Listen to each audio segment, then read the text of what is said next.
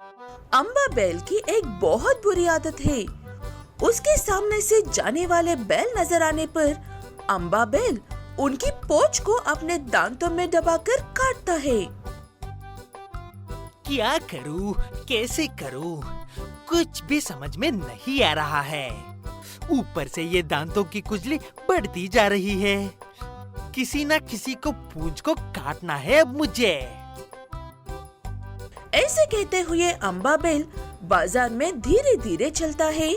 कहीं कोई गाय या बैल व्यस्त नजर आए तो उसकी पूंछ काटकर पीछे से ही भागने के लिए। लेकिन उसे देखते ही सभी गायें और बैल रास्ते से हट जाते हैं।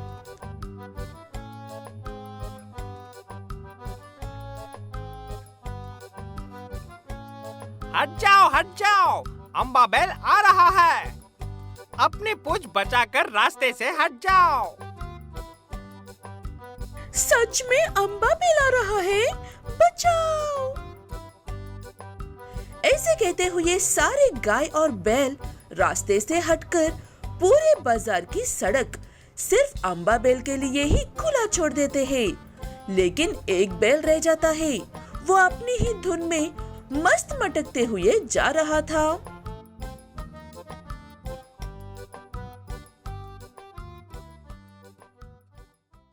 अरे वाह, ये तो मेरे लिए दावत है। क्या मटकते हुए चल रहा है।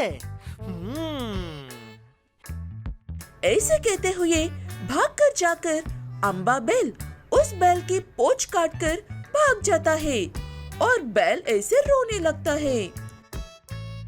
मम्मी, कौन है वहाँ? किसने काटी मेरी पूंछ?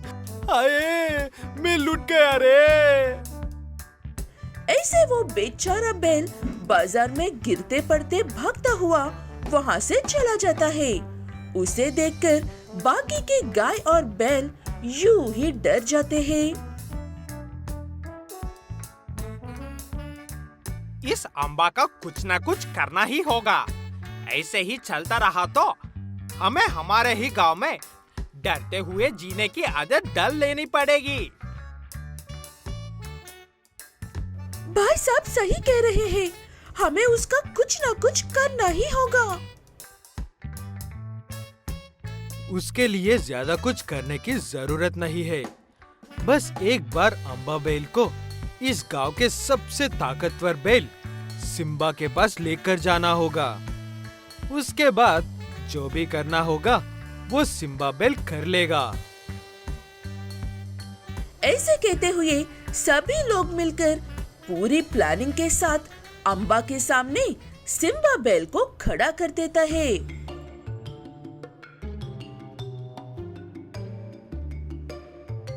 ये क्या हो गया है आज?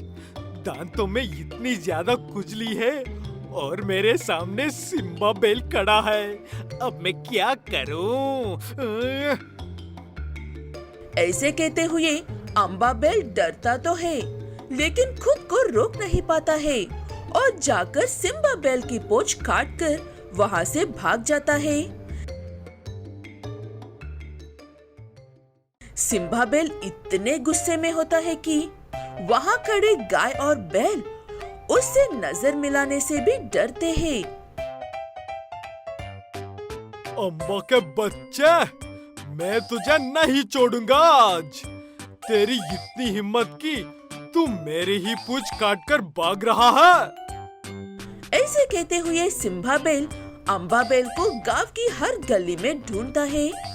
गांव के दूसरे गाय और बैल जानबूझकर सिम्बा बैल और अम्बा बैल को अलग अलग रास्ते में भेजते रहते हैं। अम्बा का डर जल्दी से खत्म नहीं होना चाहिए, इसलिए सिम्बा भाई, अम्बा भाई इस तरफ से गया था, आप गलत दिशा में भाग रहे हो। ऐसे कुछ देर तक दोनों को कंफ्यूज करने के बाद गांव वाले ही सिम्बा और अम्बा को एक दूसरे के सामने लेकर आते हैं।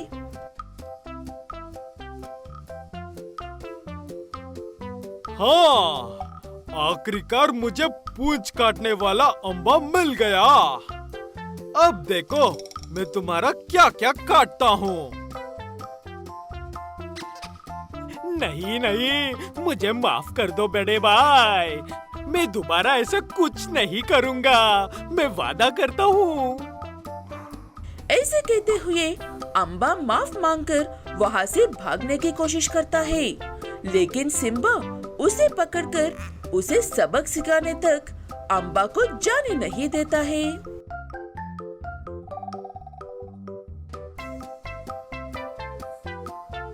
मम्मी, मैं फिर कभी भी किसी को पूंछ नहीं काटूंगा।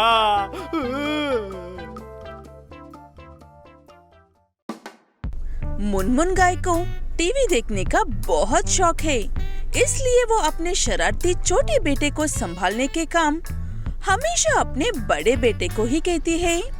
इसलिए बड़े भाई को पसंद हो या ना हो, अपने छोटे भाई का ख्याल रखना पड़ता है। बहुत देर से छोटे भाई की आवाज नहीं आ रही है, जाकर देखकर आओ वो क्या कर रहा है। ठीक है कहकर बड़ा भाई घर के आसपास अपने छोटे भाई को ढूंढता है, लेकिन वो उसे कहीं पर भी नजर नहीं आता है। ये छोटू फिर से कहाँ चला गया? जल्दी से ढूंढकर नहीं लेकर आया तो माँ मुझे घर नहीं आने देगी।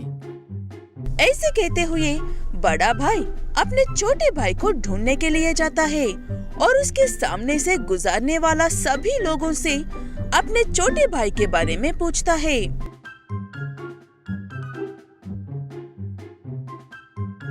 चाचा जी, क्या आपने मेरे छोटे भाई को देखा है? वो शायद खेलते हुए इधर आया था। हाँ, मैंने उसे आखिरी बार गांव के बाहर आम के पेड़ के पास देखा था। वहाँ पर जाकर देखो बेटा। उस बैल की बात सुनने के बाद बड़ा भाई गांव के बाहर आम के पेड़ के पास जाकर अपने छोटे भाई को ढूंढता है। वहाँ पर उसे अपनी बाई तो नजर नहीं आता है, लेकिन दूसरे बच्चे खेलते हुए नजर आते हैं। बच्चों, अभी यहाँ थोड़ी देर पहले मेरा भाई था, वो कहाँ पर है? हाँ, वो यहीं पर था। ये तितली के पीछे भागते हुए जंगल में चला गया। क्या कहा? जंगल में गया है? ये मुझे पक्का मरवाएगा। ऐसे कहते हुए बड़ा भाई जंगल में भागता है। वहाँ पर उसका छोटा भाई कीचड़ में खेल रहा था। उसे देखकर बड़ा भाई कीचड़ से उसको बाहर निकालकर लेकर आता है। चुपचाप मेरे साथ चलो। पहले हम तालाब में जाकर नहाएंगे, उसके बाद घर जाएंगे। क्या भैया, हमेशा सड़ी हुई शक्ल बनाकर घूमते हो? तालाब में थोड़ी मस्ती करके आराम से घर जाते हैं। ऐसे दोनों भाई मिलकर तालाब में जाते हैं और थोड़ी मस्ती करते हैं। बड़ा भाई कुछ ज्यादा ही जोश में तालाब के पानी में झूम रहा था। तभी छोटा भाई वहाँ से चुपचाप निकाल लेता है।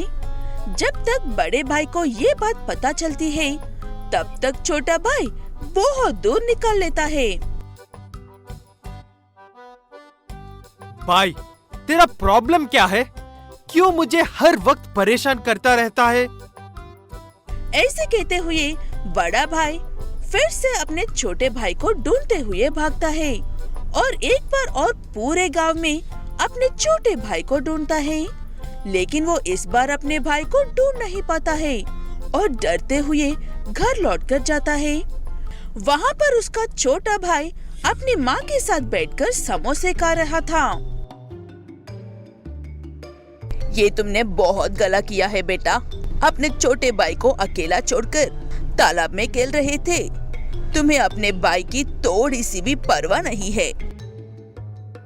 मम्मी, ये और समोसा दो ना। भैया की वजह से मैं आज सुबह से भूखा हूँ। ऐसे छोटा भाई अपने बड़े भाई को एक के बाद एक बात बताकर डांट सुनाते रहता है। बड़ा भाई वो सब और बर्दाश्त नहीं कर पाता है और ऐसा कहता है, बस बहुत हुआ माँ, मुझे और नहीं बनना है इसका बेबी सिटर। ये दिन भर दुनिया भर की शैतानियाँ करता है और शाम होते ही चुपचाप घर लौटकर आकर मुझे ऐसी डांट सुनाता है। ऐसे कहते हुए हिम्मत दिखाकर बड़ा भाई अपने छोटे भाई की दाई माँ बनने से बच जाता है और सुकून से अपना वक्त गुजारने लगता है।